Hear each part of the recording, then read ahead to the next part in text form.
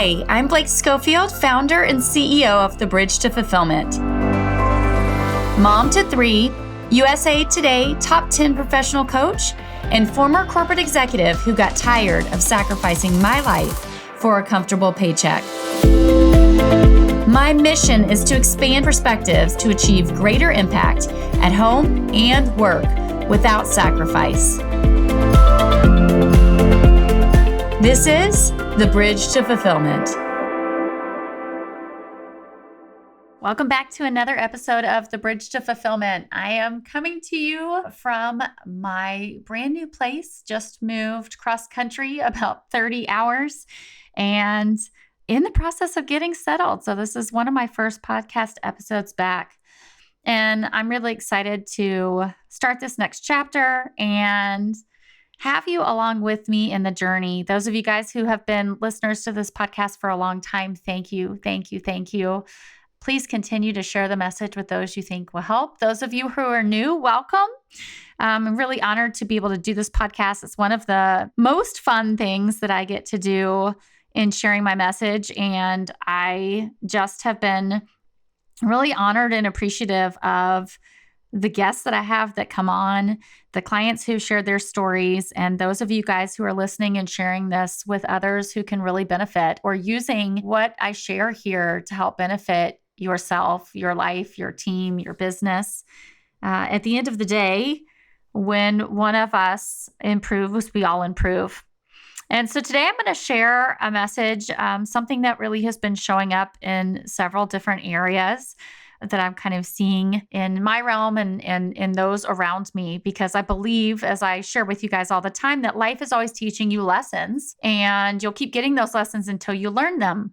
And it's sort of like that old adage that Oprah says, first it's a whisper, then a knock, then a bang, then honestly, the whole damn house falls down. And what I often find is because we don't understand that life is always working for us, and we often think life is happening to us, and we aren't really looking at the patterns happening in our lives, and we're unaware that we actually have the ability to change and create the life that we want, we don't even realize that these things are happening for us. And so today I want to share a message that, I don't know, might feel easy or might feel radical. Wherever it hits you today, what I challenge you to do is leave it as an open loop. An open loop is when a concept comes to you that isn't exactly what you believe or what you've experienced or what you thought. And rather than immediately judging it or rather than Googling to try and figure out if it's right, you just allow that concept or idea to sit and you give it space. And you don't try to solve or agree or disagree with it. You just remain open to the possibility that there might be a different perspective or a different approach or a different way of doing things. And in doing that, often you'll begin to see evidence or different things show up that can help you sort of come to a conclusion about how to integrate that or what to do with it. So today I'm going to share this lesson that I've so beautifully experienced and know to be true, know to be that it's one of the best and most empowering ways to move forward in your life. That a friend recently posted about his story on Facebook. A client recently had a story linked the same. And I had a recent conversation about the challenge of people believing this or seeing this perspective differently. But I always believe in helping you understand that there's so much more possibility for your life. My clients call me kind but direct. And that's because from my perspective, the kindest thing I can do is help you see reality, help you recognize the places where maybe you're keeping yourself stuck or small or suffering when you don't have to. And today I'm going to talk about it might not be your fault, but it is your responsibility. That was the title of one of the Facebook posts that a friend of mine wrote recently, as he was talking about having gone through one of the toughest years of his life, that his business partner lied, cheated, stole money, and essentially caused him to lose a tremendous amount of money, hurt the reputation of his business, that he ended up losing a lot of personal finances, so much so that he had to talk to his kids and his family about it. His sweet kids actually offered to help pay for some of the debt and things that they needed, and of course he declined. And then he talked about what his business colleague did was not his fault. He didn't make those choices, but that it was his responsibility.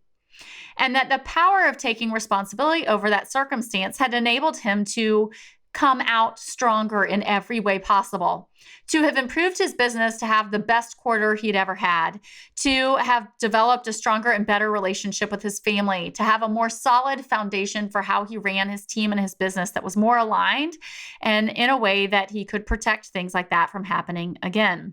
It wasn't his fault, but he took it as his responsibility. Now, this is radical because in our world, we very easily can feel like a victim. This thing happened to me. This person did this thing to me. And when we do that, we victimize ourselves. We take away our power and we put the power squarely in the hands of someone else. You know, he could have just blamed the other partner and stayed stuck because with somebody who takes those actions, perhaps he doesn't think anything is wrong with those actions, and waiting for that person to apologize or see what happened in the same way may very well not happen. But by him choosing to take responsibility, he looks at what he can do, what he missed or didn't see, and where there was co-creation in the process. Now, what do I mean by this? Well, this is what I mean. In every relationship and every interaction, we are co-creators.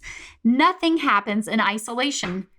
And unfortunately, what often can happen is that we believe that it's just the other person's fault.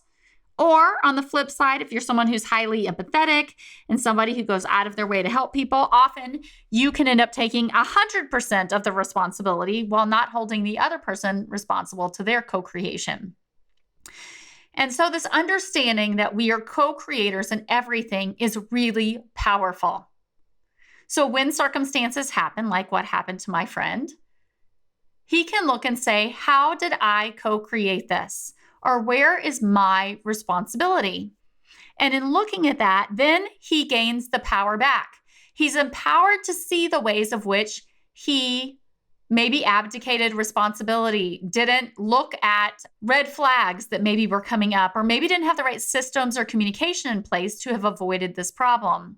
It puts him in a position where he can create positive change from a negative circumstance that happened. I want to say that again. Understanding co-creation and understanding responsibility enables you to take negative circumstances and create positive outcomes. It enables you to be empowered to create the life you want, to no longer tolerate people, circumstances, and things that are not in alignment with your value system or what you want to create. As I mentioned to you, when I see things, right, they tend to happen in multiples. It's not just one thing, because how we do one thing is how we do everything. And what's happening in part is also happening in whole. So the same week, I ended up having a conversation with one of my clients. And she had a very difficult situation that had happened within her business and was very frustrated with her team. Very common for leaders, very common for parents, very common in general.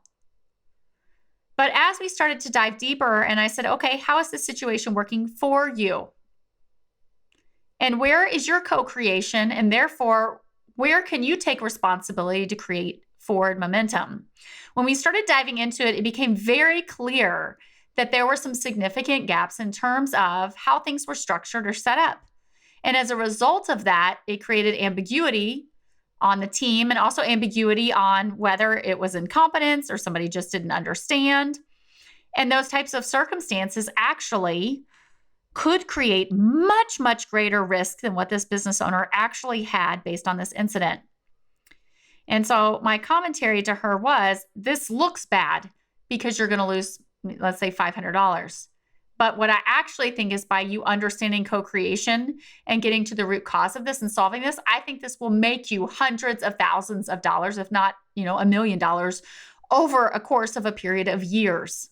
So what looked like she was a victim, what looked like somebody else's fault, when she could look at co-creation and she could take responsibility, will enable her to make a massive positive impact in her business and with her team.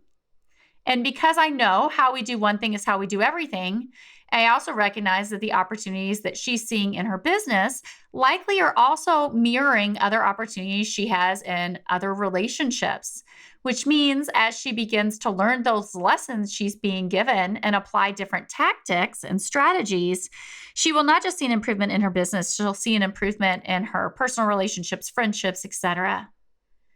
This concept might seem foreign to you. Or if you've been around my world long enough, you might be like, yep, I got it, Blake. I'm applying it. Wherever this concept hits for you, I share it with you because I know it to be incredibly powerful. When we understand and can take personal responsibility for our co-creation, when we can see that we aren't victims, that life is always working for us and we're just being given lessons, and we can begin to learn that those lessons will keep coming until we learn them. So the faster we're able to learn those lessons, remove the judgment, guilt, shame, frustration, blame, anger, move through those emotions and get to a place where we can see more clearly, we can be empowered by the things that happen to us. So not just do we have the wonderful things that are unexpected or the wonderful things we plan, but the things that are difficult or challenging or unexpected that weren't the way that we wanted them to be, we can use those as launch pads to get better, to create more resilience, to have a stronger foundation, to have more peace, more joy, more impact, more safety and security in our lives, our relationships, our businesses. So today, well, maybe I'll say this. So this week, I want to encourage you, when you are faced with a circumstance that feels bad, when your mind immediately goes to you feeling like you're a victim of and that somebody else is at fault, I want to remind you of this. Stop. Create some space. Process through whatever emotions that you're feeling. Acknowledge that you're feeling anger or frustration. Surrender and release those, and then stop and ask yourself, how is this circumstance working for me? And where is my responsibility in co-creating it? How can I use this to take action to be empowered and move my life forward in the way that I want to? That simple process will just begin to show you a glimmer of what's truly possible for your life, for your relationships, and for truly everything that you want to create in your life. Thanks so much for joining me. Until next time, have a great week.